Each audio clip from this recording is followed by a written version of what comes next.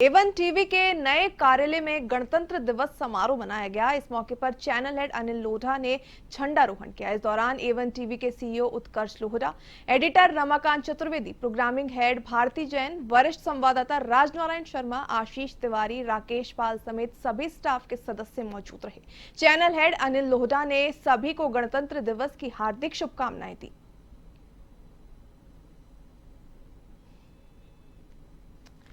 ये तस्वीरें आप देख सकते हैं, एवन टीवी के नए ऑफिस की ये तस्वीरें हैं, जहां पर गणतंत्र दिवस के इस शुभ अवसर पर झंडारोहण कार्यक्रम आयोजित किया गया।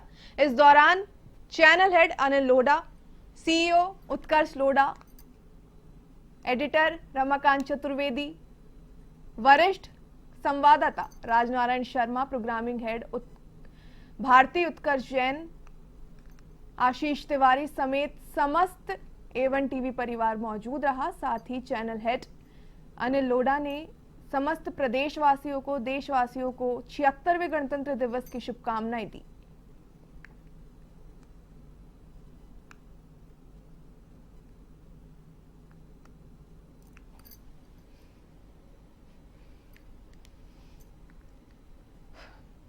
अगस्त 1947 को जब हमारा देश आज़ाद हुआ तो देश के सामने दो बड़ी चुनौतियां थी। देश का भौगोलिक नक्शा बनाना, एकत्रीकरण करना, एकजुटता हासिल करना, भौगोलिक भारत को एक रूप में प्रस्तुत करना, और दूसरी बड़ी चुनौती थी राजनीतिक भारत बनाना, क्योंकि इससे पहले सब रियासतें थी। अंग्रेजों के आने से पहले अलग अलग राजा थे, अलग अलग झंडे थे, अलग अलग सेनाएं थी। भौगोलिक रूप से भारत को एक करने का काम सरदार पटेल ने किया, और राजनीतिक रूप से देश को एक बनाने का काम बाबा साहब अम्बेडकर के नेतृत्व में हमारी संविधान सभा ने किया, और देश को एक अनुपम संविधान दिया जिसको अंगीकार की 75 वर्ष होने जा रहे हैं।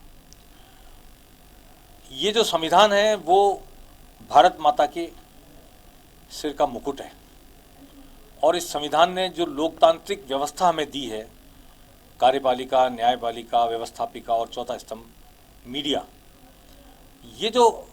ये वस्त्र हैं, आभूषण हैं भारत माता की।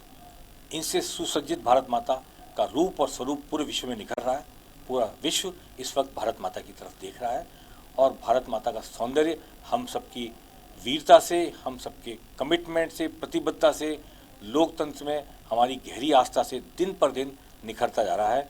मैं उम्मीद करता हूँ गणतंत्र दिवस की इस अवसर पर, जब हमने 75 वर्ष पूरे हो गए संविधान को प्राप्त किए, तब हम निरंतर इस लोकतंत्र को मजबूत करेंगे। दुनिया का सबसे बड़ा लोकतंत्र, सबसे मजबूत लोकतंत्र, और लोक कल्याणकारी राज्य की अवधारणा पर अमल करते हुए हम लोग देश के आम जन को, उसके जीवन को सरल और सुगम बनाएंगे।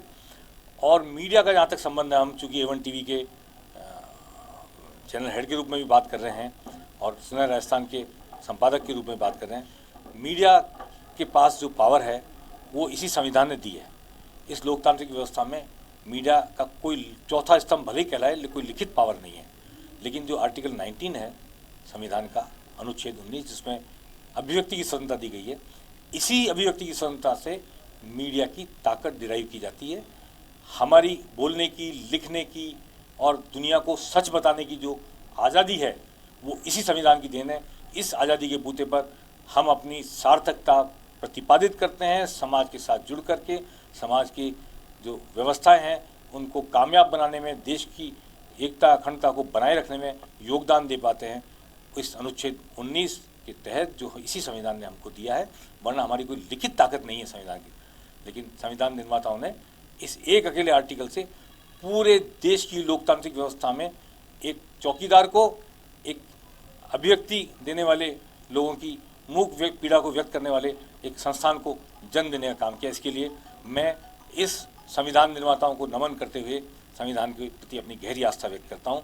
चाहता हूँ कि ये मीडिया इस संविधान के तहत चौथे स्तंभ के रूप में अपना कर्तव्य निभाए, और तीनों स्तंभ जो लिखित में है पावर जिनके पास, उनके लिए चेक एंड बैलेंस का काम करे।